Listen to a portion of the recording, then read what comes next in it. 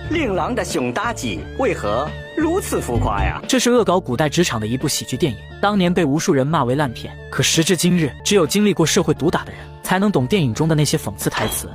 流放岭南，这是京城，你知道家父谁吗？家父张二和。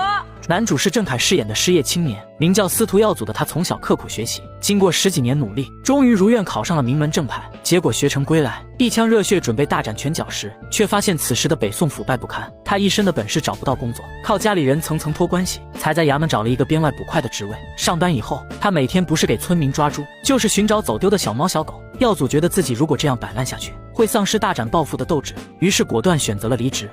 我继续在这儿待着，我就是浪费生命。把衣服脱掉，你的衣服是衙门的。这一幕何其的讽刺！离职后的耀祖不仅没有工资，还被收回了身上官服。更扎心的是，他刚出衙门就遇到了老同学，曾经的班级倒数，每天靠抄他作业混成绩的学渣，如今却成了县城首富，就连班上的梦中女神也嫁给了他最看不起的这个人。相公，他竟然也跟了这个傻子。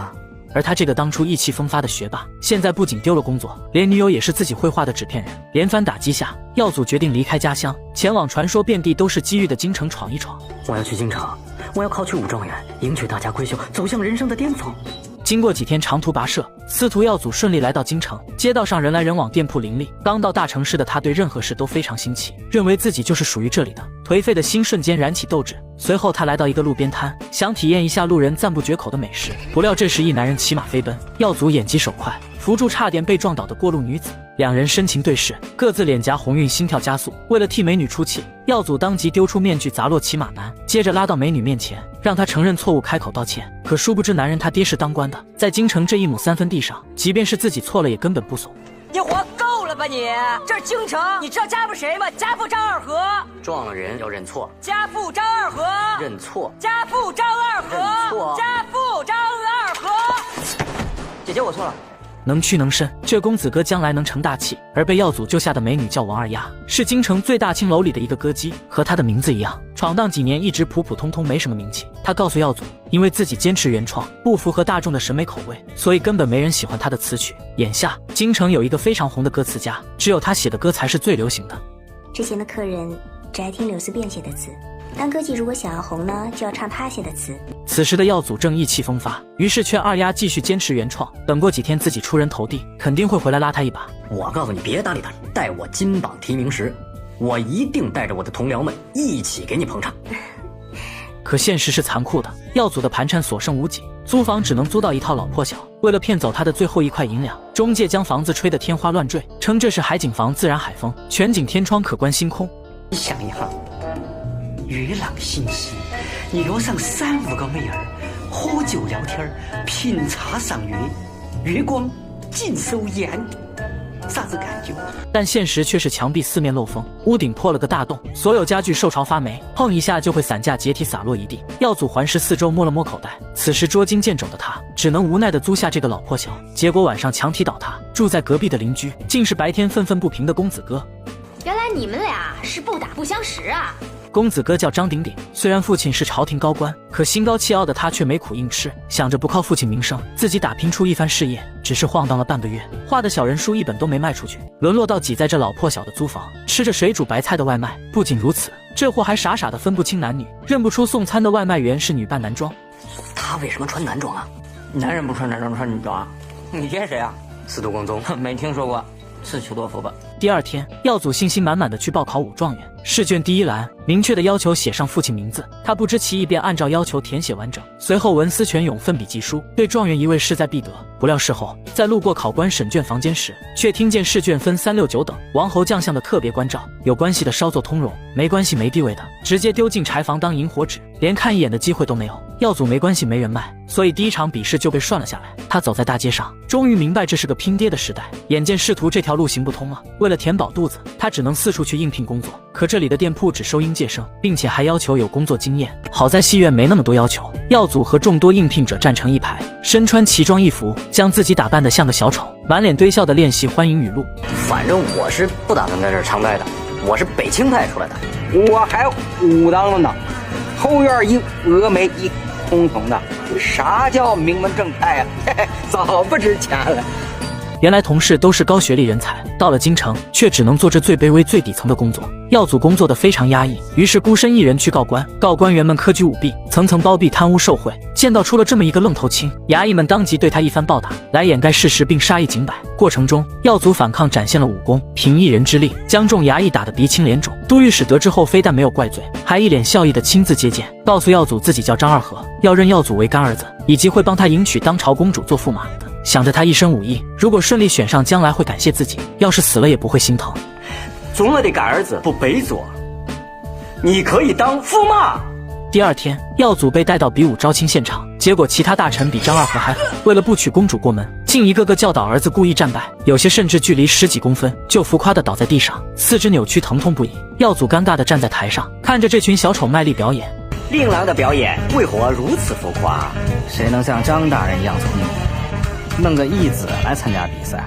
然而有同样想法的还有王丞相，他收外卖小哥王翠为义子，来参加这次的比武招亲。耀祖一眼认出这个王翠是不久前一起吃火锅的那个女人，当时她女扮男装掩盖身份，今天摇身一变，竟成了自己的竞争对手。而且王翠虽为女儿身，所使功夫却刚猛大到虎虎生风，和耀祖打得有来有回。但可惜他今天选的双锤极耗体力，大开大合数十招后，9攻不下出现了颓势，耀祖一脚将其踹中，眼见他摔倒，赶紧下意识地去拽衣领，只是这一拽，令郎的胸大肌为何如此浮夸呀？王翠羞耻而逃后，耀祖成功击败所有选手，顺利赢下比武招亲的驸马。皇帝亲自颁奖，为得到这个文武双全的弟婿高兴。直到这时，耀祖才知道为什么对手都故意认输，以及张二和认自己干儿子的原因。没有公主了，没有公主。皇上的意思是，2位公主都让大理国劫走了。原来明面上是比武招亲，暗地里是选武艺高强的臣子，单枪匹马一人前往大理，救回掳走的公主回来完婚。据说那边几个断性高手练就了6脉神剑和1阳指，能隔空杀人取其性命，此去凶险可想而知。于是耀祖在出发前向心仪的歌姬王二丫告别。你写的歌真的很好听。出发这天，皇帝不仅亲自送行，还给耀祖准备了1000两黄金，以及豪华马车和2名随从。穷了半辈子的耀祖高兴坏了，抱着1箱黄金爬上马车。结果等到人烟稀少，2名随从竟心生歹念，将他打晕，抢夺皇上赐的1箱黄金。可打开后，原本国库批下来的1000两，经过一层层的克扣，到耀祖这里只剩一串铜板了。不说黄金1000两吗？大哥，早该想到是这样了。你说皇上下的旨，户部拨出，户部有尚书有侍郎的，再交给兵部，兵部也有尚书和侍郎，再交给殿前司，殿前司有指挥使有虞侯的。但你说也不能剩这么少啊，还是咱涉世未深。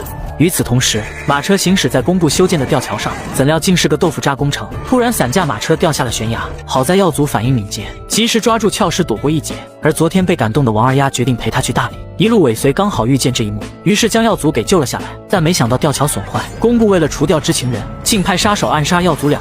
好在二丫虽是歌姬，一手剑法却能百发百中，配合耀祖的贴身近战，轻松打退了第一波杀手。也就在这时，张二和之子张鼎鼎出现，告诉耀祖杀手是工部的人，因为吊桥是工部偷工减料，为了防止皇上知道摔死了驸马爷，所以下了密令杀人灭口。你这乔垮的要是敢摔了驸马爷，那就是全家满门抽斩。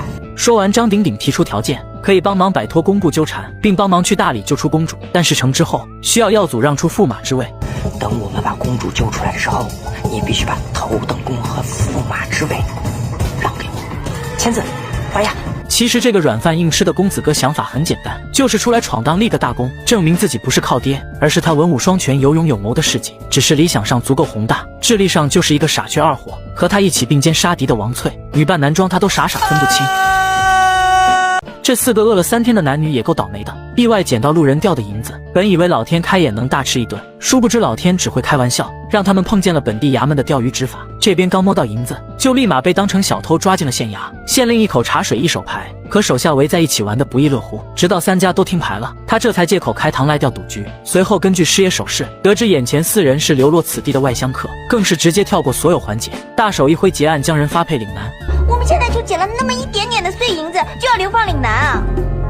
妖精你个8万的咆哮公堂，罪加一等，流放岭南。眼见县令这是想屈打成招，司徒耀祖索性拦下所有罪责，表示碎银子是他自己捡的，和其他3人没有关系。如今有他一个人认罪伏法，其他3人就可以无罪释放了。可他还是太年轻，太过天真，不知道县令有着自己的算计。那不一样，抓了你一个，就是抓了个小偷。抓了你们这一堆，那就是破获了犯罪团伙，这是正绩。张鼎鼎自幼在京城长大，早习惯了这些官场黑暗，尤其是山高皇帝远的偏远地区，地方官员做得更加过分。为了不被发放岭南，发誓行走江湖不靠爹的他，只能说出那句嚣张跋扈的话：家父张二和，现在说这个还有什么用啊？我今天真是有眼不识258万，有眼不识青色一条龙啊！我再自罚3杯。果然行走江湖还是有个当官的爹好用。即便不确定张鼎鼎说的是不是真的，但县令也不敢赌，热心的把4人当作上宾招待。退一万步来说，如果事后知道是假的，对他也没有任何损失，因为就连招待的费用走的也是公账。招待的费用啊，就挂在衙门的账上。这花衙门的钱，走自己的关系。而张鼎鼎4人结伴而行，本是前往大理解救公主的。一路上他们个怀鬼胎，都有自己的小心思。张鼎鼎见司徒耀祖吊儿郎当，觉得事成之后不会将驸马之位让给他。耀祖则认为张鼎鼎软饭硬吃，有个权倾朝野的爹还不满足，自然不想将娶公主当驸马，这唯一出人头地的机会让出去。于是2人各自密谋，让同伴去偷对方的路线地图。鼎鼎哥，应该叫你鼎兄啊，有没有时间陪我喝个小酒啊？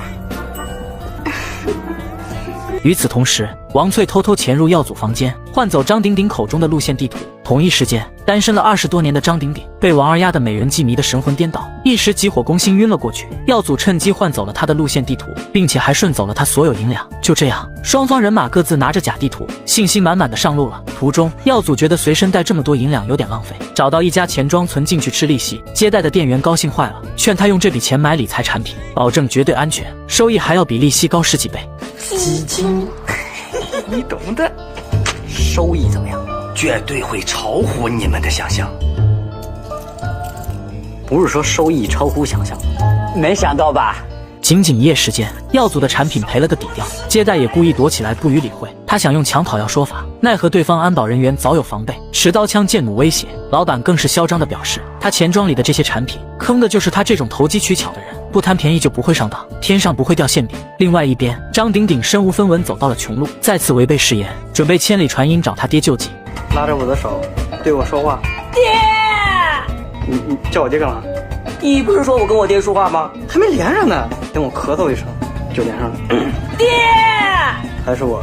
你弄我玩呢你明明刚才是咳嗽了呀。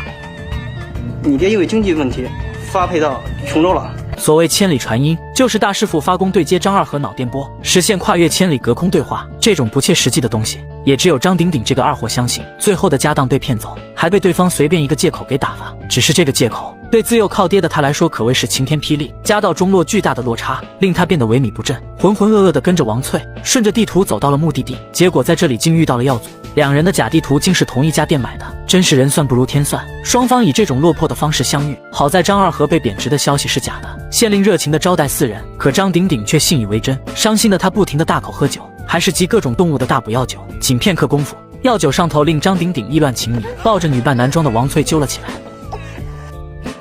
上救啊！我亲的男人，我活不了了。男人本打算借酒消愁，结果误将整坛5边酒一饮而尽。酒劲上头的他不顾大庭广众，直接抱住好兄弟啃上了嘴子。怪不得父亲极力阻止他娶公主，就凭他这个意志力，早晚会惹得龙颜大怒。更不用说他们老张家风流成性，几代单传下来，一个个即便结了婚，依旧偷偷的出去沾花惹草。咱们老张家的人能力强，猛。可亲男人这个嗜好，在他们老张家张鼎鼎还是头一个。第2天得知真相的他无地自容，跑到树林里花样寻死，但最后因为怕疼放弃，坐在地上恨自己不争气，竟对好兄弟饥不择食。见这个二货居然蠢成这样，司徒耀祖说出了一个秘密：我要去看王翠洗澡。是司徒才告诉我，王翠才是女的。直到看见美人沐浴，张鼎鼎这才扫去心中阴霾，并被王翠容貌吸引，情不自禁地爱上了她。而这种无脑的二货有一个优点，就是单纯直接，认定自己喜欢的就去追求。于是他主动找到王翠，先为昨天的事道歉。我不想因为那天晚上的事情形成我们2个人之间的乳沟。什么？不是那个词儿，是鸿沟。对，鸿沟。看着王翠慢慢靠近，张鼎鼎以为他明白了自己心思，羞涩地闭上双眼。谁知等来的不是香吻，而是冰冷的刀锋。我准就说，拿什么顶我？淡气。女扮男装的事被发现，王翠气愤地找到司徒耀祖，质问他是不是多嘴泄密，因为当初比武招亲时，不慎被耀祖看到了胸大肌，可听到的回答却无法反驳。耀祖告诉他，他的身材比例太过明显，见过的人一眼就能看出他女扮男装。但凡见过你的人，就没有不知道的。我们都知道啊。我没看出来。无奈的王翠只能说出真相。原来以前他每次行走江湖，别人只会盯着他的身材看，而忽略他的拳脚功夫，所以这才女扮男装，证明自己不比男人差。一席话听得张鼎鼎更加感动。我觉得你应该找个好男人照顾你一辈子。哪找？我。没想到两人还真成了。看着两人旁若无人的啃起嘴子，二丫再也压制不住内心悸动，主动向耀祖表白，劝他放弃娶公主做驸马，两人做一对普通的夫妻，日出而作，日落而息。可在耀祖心中，光宗耀祖干一番大事业，是从小坚持到现在的梦想。虽然他也对二丫情有独钟，但眼看就要鲤鱼跳龙门，他不想因为儿女情长耽误了这份努力，于是委婉拒绝了心仪女子的表白。我如果再和他待在一起，我怕那条鱼会忘了自己是来跳龙门的。被拒绝的二丫伤心欲绝，默默离开了4人小队。3人继续前行，在一路尽是狗粮的恋爱气息中，顺利来到了大理边境。而这时，一直追杀他们的工部杀手以及幕后黑手终于现身。谁呀你？理论上来说呢，咱俩是连襟，我是你姐夫，我是二驸马。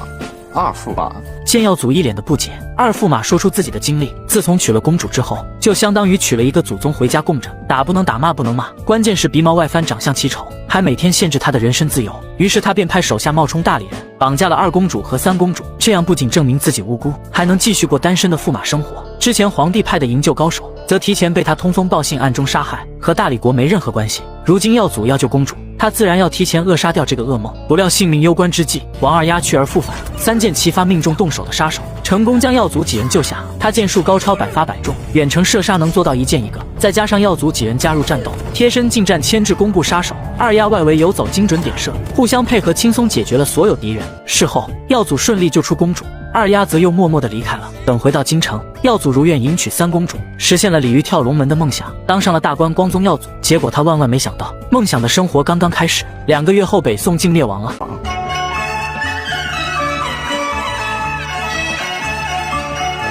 谁知这一切竟都是耀祖的幻想。在活捉2驸马后，想到他最终难逃一死，以及过上梦想生活的身不由己，耀祖终于明白务实的活在当下，比追求不切实际、虚无缥缈的梦想更快乐。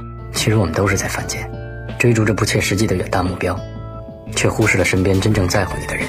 于是耀祖选择了二丫，2人回到乡下过普通人的生活，每天日出而作，日落而息。张鼎鼎也没有娶公主，回到京城后和王翠结了婚。婚后通过努力如愿成了一名画家，这一次他没有靠爹。这是俺娃，我是他爹，我很激动啊！爸，我先说好吗？现在呢，我也算是一个有名的画家了，我娃简直就是一个画神呐！